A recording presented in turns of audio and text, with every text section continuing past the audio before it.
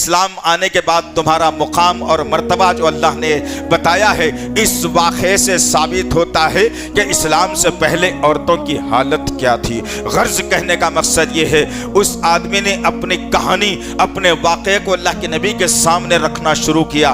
کہا یا رسول اللہ، میں فلانے دیہات کا رہنے والا تھا، میں تاجر پیشہ آدمی تھا، تجارت کرنے والا آدمی تھا، اور میں ہمیشہ تجارت کے راستے میں رہا کرتا، لیکن جس وقت میں اپنا تجارتی قافلہ لے کر جا رہا تھا اس وقت میری بیوی حاملہ تھی۔ اللہ اکبر! اس کے پیٹ میں اولاد پنپ رہی تھی، مجھے پتا نہیں تھا کہ لڑکا ہے یا لڑکی ہے، میں جانتا نہیں تھا کیا ہے، لیکن میں جب قافلہ لے کر جانے لگا اپنی بیوی سے میں نے معاہدہ کیا، میں نے ایک معاہدہ یہ کیا کہ دیکھو بیگم، اگر لڑکا ہوتا ہے تو اسے اچھے طریقے سے پال کر پوس کر میرے آنے تک اسے اچھی صحت دے کر کے رکھنا، اس کا ہر قسم سے خیال رکھنا، لیکن جو ہے بیگم اگر یہ لڑکی اگر ہوتی ہے تو یاد رکھنا جیسے ہی لڑکی پیدا ہوتی ہے ہمارے پاس رسم ہے کہ ہم اس لڑکی کو لے جاتے ہیں، گڑھا کھودتے ہیں، زندہ لڑکی کو ہم زمین دوز کر دیتے ہیں۔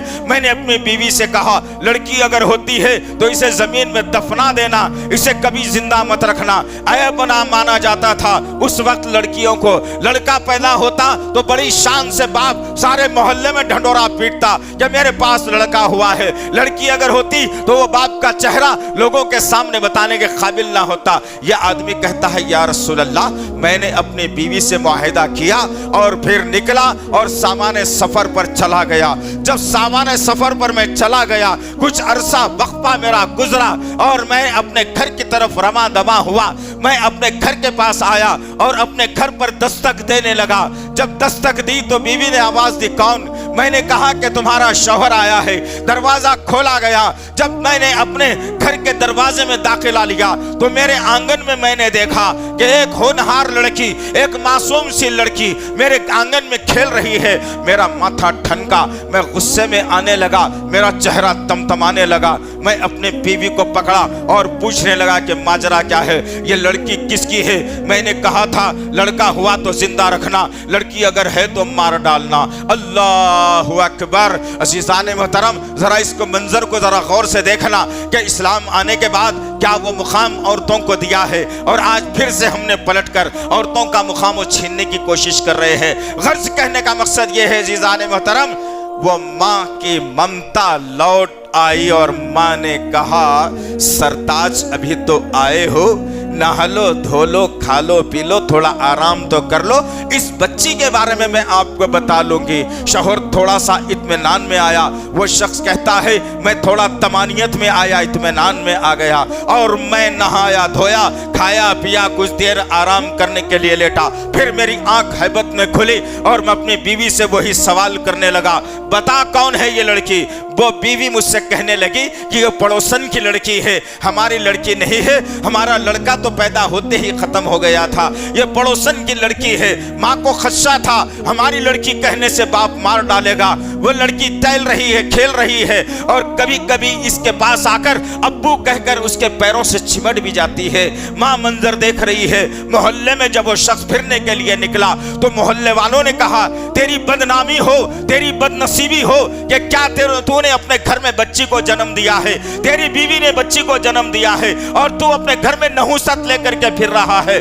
باپ کا ماتھا ٹھنکا، غصے میں آیا اور گھر میں داخلہ لیا اور بچی کا ہاتھ پکڑ کر ماں کے پاس لے گیا اور کہنے لگا یہاں سے کچھ دور موقع کے اوپر ایک جاترا لگی ہوئی ہے، بچی کو گھمانے لے جاتا ہوں، اسے اچھے کپڑے بھی پہنا دو، اسے سجا دو اور سنوار دو۔ ماں سوچنے لگی کہ جو ہے نا اب باپ کا غصہ کچھ کم ہوا ہوگا، بچی کو تیار کیا گیا، باپ کے حوالے کر دیا۔ ماں ٹمٹماتی نگاہوں سے آخری مرتبہ اپنی بچی کو دیکھ رہی ہے۔ باپ اپنی بچی کا ہاتھ پکڑا، دھیرے دھیرے کشاں بکشاں ریت کے سمندر کی طرف باپ اور بیٹی دونوں جا رہے ہیں۔ ماں کی نگاہوں سے اوجھل، شوہر بھی اوجھل نظر نہیں آتا، بچی بھی نظروں سے چلی گئی۔ ماں غم اندہ ہو کر گھر میں آئی کہ کوئی نہ کوئی تو حادثہ ہونے والا ہے۔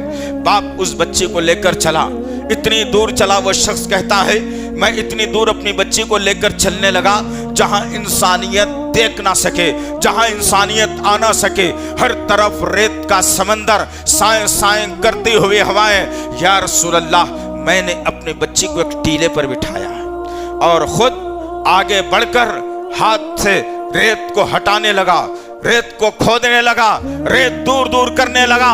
और जब रेत उड़कर मेरी दाढ़ी में आ जाती और मेरी दाढ़ी में वो रेत फंस जाती, वो नन्ही बच्ची मेरी आगे बढ़ती और मेरी दाढ़ी को साफ करती और कहती, अब्बू इतनी मेहनत करने की जरूरत क्या है?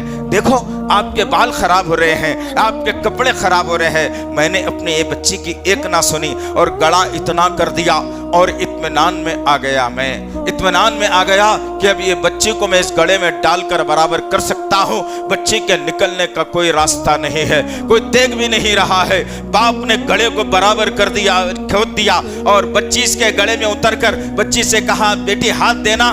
तो बच्ची ने मासूमियत में बाप को हाथ दिया और बाप ने कहा कि मैंने या रसूल अल्लाह जोरदार झटका दिया उस बच्ची को। वो धक्के से गड़े में गिरी और मैं गड़े के बाहर आया और अपने हाथों से जिंदा बच्ची के ऊपर रेत को बराबर करने लगा। बच्ची मुझे पुकारने लगी, अंदर से चीखने लगी। देखते ही देखते मैं अपनी बच्ची को जमीन के अंदर जिंदा दफन कर दिया। अब मेरा दिल इत्मीनान में आ गया कि अब मेरे घर से नहुसत चले गई है। अब मैं लोगों में सर उठाकर चलने के काबिल भी बनूंगा। अब मुझे कोई ताना देने वाला नहीं रहेगा कि तेरे घर बेटी हुई है। अल्लाहु अकबर। अजीजान मोहतरम, ये वाकया वो आदमी सुना के थक कर खामोश हो गया और फिर अल्लाह के नबी से कहने लगा, या रसूल अल्लाह, ईमान तो कबूल कर लिया है, इतना बड़ा जुर्म मैंने किया है कि अपने हाथों से अपनी बेटी को मैंने जिंदा दफन कर दिया है, क्या अल्लाह मुझे माफ करेगा या नहीं करेगा? अल्लाह के नबी खामोश हुए, फिर कहने लगे, क्या कह रहे थे फिर सुनाओ। उस आदमी ने फिर वो वाकया सुनाया। अल्लाह के नबी गौर से वाकये को सुनने लगे। अब की बार मोहम्मद सल्लल्लाहु अलैहि वसल्लम की आंखों से आंसू जारी थे, दाढ़ी भीग चुकी थी, जमीन पर पानी टपक रहा था। अल्लाह के नबी ने कहा, अल्लाह के बंदे बस कर दे, अब तेरे नबी में सुनने की ताकत नहीं। यह हाल औरतों का था। इस्लाम से पहले